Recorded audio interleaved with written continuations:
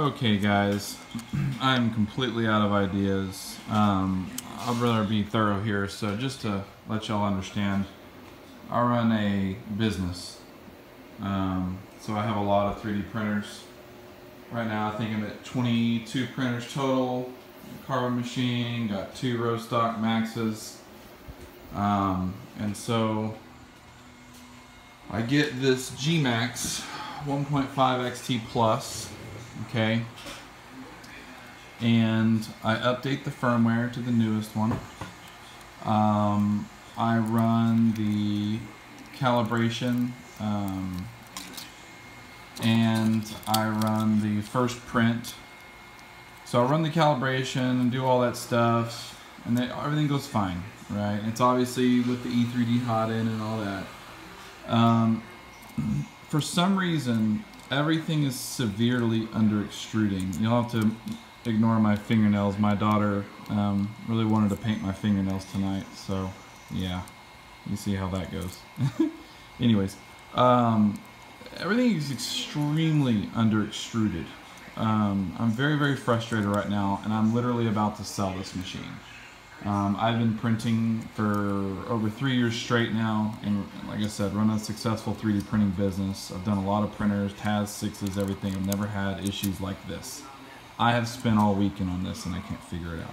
So the first print you're supposed to run to do the measuring, you're supposed to measure it and all that stuff. I can't even get it to print right? It just looks like crap, totally under extruded. I get my first layer calibrated just right. So as you see, the first layer looks great. And then I lock that in, and that's done. And then, so I try to use Simplified 3D. This is Kira, but I'm using Simplified 3D also. And to give you an example, sorry about all the glare, but on my Simplified 3D, I'm running at a 1.5 extrusion multiplier, and then I'm at a 0.6 on my manual, okay? And then I run this. Look how under extruded it still is. It's like it's over extruded on the perimeters. You see it's starting to band a little bit. But that's 100% infill right there. Look at all the gaps. Look at the perimeters are still not even gathered together. I'm at a total loss here. Very frustrated with this machine. It has great reviews. Some people have had a lot of success with it. I think personally it's extremely overcomplicated to get this thing running properly.